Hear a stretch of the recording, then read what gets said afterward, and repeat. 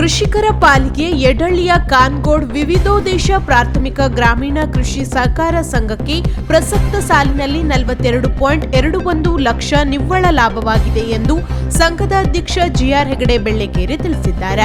ಸೇವೆಯ ಆಶಯದಲ್ಲಿ ಕೆಲಸ ಮಾಡುತ್ತಿರುವ ಸಂಘಕ್ಕೆ ಲಾಭದ ಗಳಿಕೆಯಲ್ಲೂ ಸಹ ಹೆಚ್ಚಾಗಿದೆ. ರೈತ ಸದಸ್ಯರಿಗೆ ವಿವಿಧ ಉದ್ದೇಶಗಳಿಗೆ ಸಾಲ ಪೂರೈಕೆ, ರೈತರಿಗೆ ಬೇಕಾಗುವ ಕೃಷಿ ಉಪಕರಣಗಳು, ಕಿರಾಣಿ ದಿನಸಿಗಳು, ಇತರೆ ಎಲ್ಲಾ ಪ್ರಮಾಣದ ವಸ್ತುಗಳನ್ನು ಯೋಗ್ಯವಾಗಿ ಪೂರೈಸುತ್ತಿದೆ.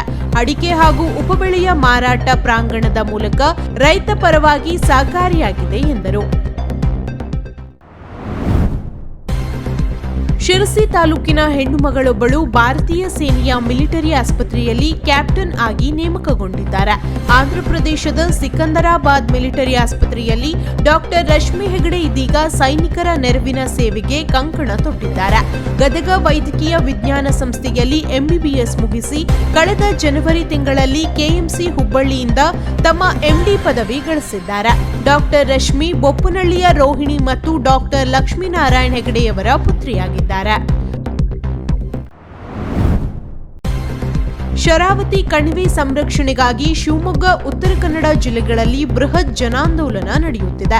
ಶರಾವತಿ ಕಣಿವೆಯ ಜನತೆ ಸಾರ್ವಜನಿಕ ಅಹವಾಲು ಸಭೆಗಳಲ್ಲಿ ಸಾವಿರ ಸಂಖ್ಯೆಯಲ್ಲಿ ಶರಾವತಿ ಭೂಗತ ಜಲವಿದ್ಯುತ್ ಯೋಜನೆಗೆ ವಿರೋಧ ವ್ಯಕ್ತ ಮಾಡುತ್ತಿದ್ದಾರೆ. ಈ ಎರಡು ಜಿಲ್ಲೆಗಳ ಜನಪ್ರತಿನಿಧಿಗಳಾದ ತಾವು ರಾಜ್ಯದ ಮುಖ್ಯಮಂತ್ರಿಗಳಿಗೆ ಈ ಕೂಡಲೇ ಲಿಖಿತ ಪತ್ರ ಬರೆದು ಶರಾವತಿ ಭೂಗತ ಯೋಜನೆ ಕೈಬಿಡಲು ಒತ್ತಾಯಿಸಬೇಕು ಎಂದು ಪರಿಸರ ಸಂಘಟನೆಗಳ ಪರವಾಗಿ ಆಗ್ರಹ ಮಾಡುತ್ತಿದ್ದೇವೆ ಎಂದು ವೃಕ್ಷಲಕ್ಷ ಆಂದೋಲನದ ಅಧ್ಯಕ್ಷ ಅನಂತ ಹೆಗಡೆ ಅಶೀಸರ ಪ್ರಕಟಣೆಯಲ್ಲಿ ತಿಳಿಸಿದ್ದಾರೆ.